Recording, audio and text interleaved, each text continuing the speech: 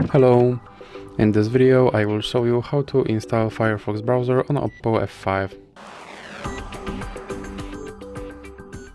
So you have to start by opening your Google Play Store, then click on search bar and type in Firefox. Now click search and click install.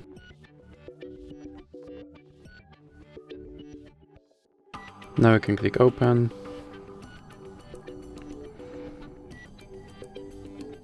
And here you can set this browser as your default browser, or you can click not now. Now you can sign in, or you can click not now, and here you can select your theme, or you can click save and continue. And now you can select your toolbar placement, or you can click save and continue again.